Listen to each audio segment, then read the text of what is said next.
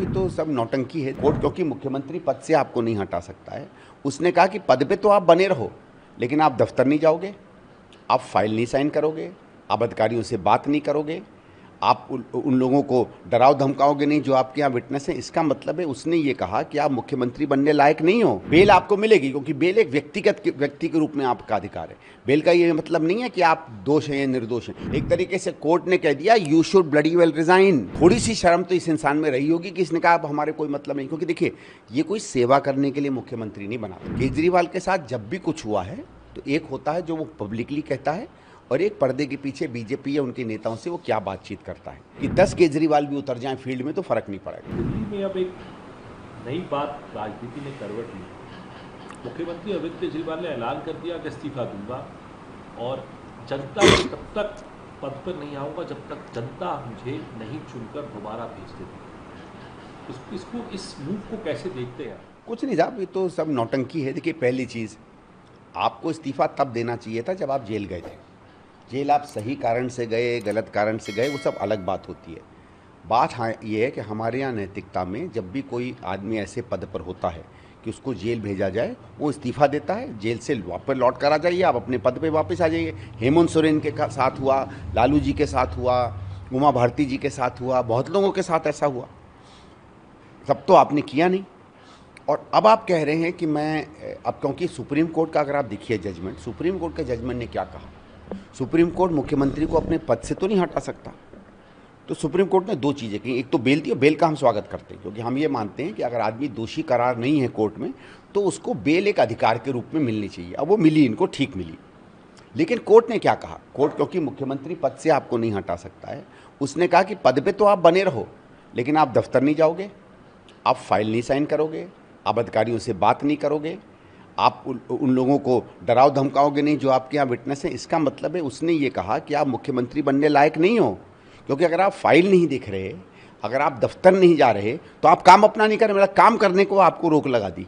तो ये supreme court ने कहा कि हमारे पे आपके खिलाफ हम नो कॉन्फिडेंस का मोशन पास कर रहे हैं। बेल आपको मिलेगी क्योंकि बेल एक व्यक्ति के रूप में आपका अधिकार है। बेल का ये मतलब नहीं है कि आप दोष हैं या निर्दोष हैं, क्योंकि बलात्कारियों को भी बेल मिलती है, हत्या के आरोप में जो आरोपित होते हैं उन्हें भी मिलती है, बाद में आरोपित भी घोषित हो जाते हैं। तो ये मतलब नहीं है कि बेल का कि कोई आप निरपराध हैं। तो एक तो ये कि कोर्ट ने ये कहा कि मैं आप पे भरोसा नहीं है। देखिए वहीं हेमंत सोरेन को जब बेल मिलती है तो कोई कंडीशन नहीं लगाई जाती है।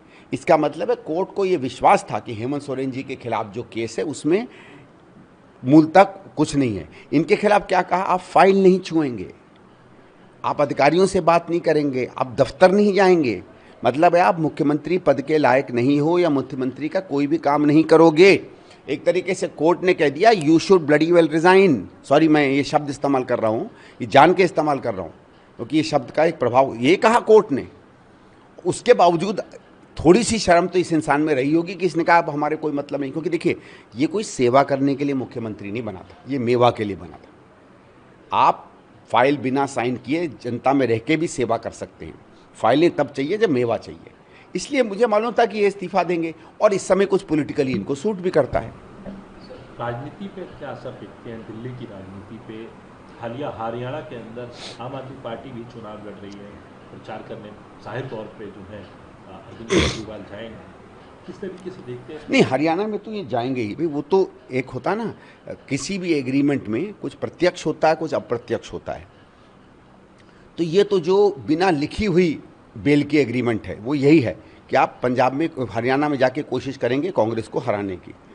केजरीवाल के साथ जब भी कुछ हुआ है तो एक होता है जो वो पब्लिकली कहता है और एक पर्दे के पीछे बीजेपी या उनके नेताओं से वो क्या बातचीत करता है। मैं आपको बता दूं, आप माने या ना माने, अभी से कुछ समय पहले जब सिसोदिया को बेल मिली थी तो एक मेरे अच्छे मित्र हैं भारतीय जनता पार्टी में, मैंने जब उनको फ़ोन करके कहा तो उन्होंने कहा भैया हरियाणा के चुनाव आ रहे हैं, समझा करो। तो मैंने कहा केजरीवाल, कहने का भाई वो भी हरियाणा में उनकी ज़रूरत तो है। तो इस शब्द का क्या मतलब है, मैं नाम नहीं देना चाहूँगा, और ये तो किसी भी आप राजनीतिक व्यक्ति से जान लो, वो सब जानते हैं कि इस समय आम आदमी पार्टी बीजेपी की हरियाणा में ज़रूरत है, क्योंकि भारतीय जनता पार्टी को ये लगता है कि बहुत ज़्यादा वोटों का अंतर नहीं, उनको ये लगता है वो अंतर आम आदमी पार्टी पूरी कर लेगी।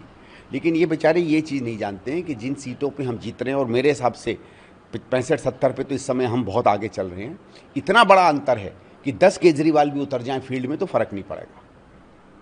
लेकिन सर अगला मुख्यमंत्री जो है, आपको लगता है कि कौन इनको उत्तराधिकारी? कई नाम चल रहे हैं, उसमें सौरभ भारद्वाज है, आतिशी है, गोपाल राय है, तमाम बात की जा रही है, उससे दिल्ली पे क्या असर?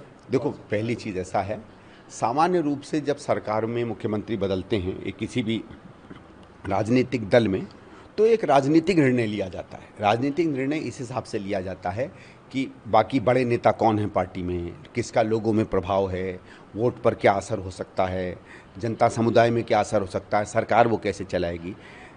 आम आदमी पार्टी में केजरीवाल है और बाकी माफ़ करिएगा, किसी को बुरा लगे ना लगे, बाकी सब घर के नौकर हैं। नौकर के अलावा कोई किसी की कोई जगह नहीं है, ठीक है। तो इन्हें अपने नौकरों में चुनना है, और मैं नौकर उस सम्मान के हिसाब से नहीं कह रहा, क्योंकि जो भी काम करता है उसका सम्मान होता है। ये उसको बिल्कुल एक दूसरी तरीके से ट्रीट करते हैं। तो ये इसको मानेंगे कि भाई अब कौन ऐसा व्यक्ति आएगा जो फाइलें दबा के रखे, सूचनाएं बाहर ना जाने दे, जो हम लोग कमा रहे हैं, कमाई चल रही है उसको सतत चलाता रहे। क्योंकि ये सत्ता का हस्तांतरण नहीं है, ये एक बिजनेस कंपनी के शेयर्स का हस्तांतरण है।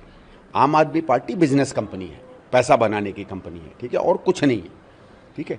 तो पार्टी में आप सत्ता के चलाने का या प्रशासन के चलाने के अधिकार का हस्तांतरण करते हो, यहाँ शेयर्स का हस्तांतरण हो रहा है।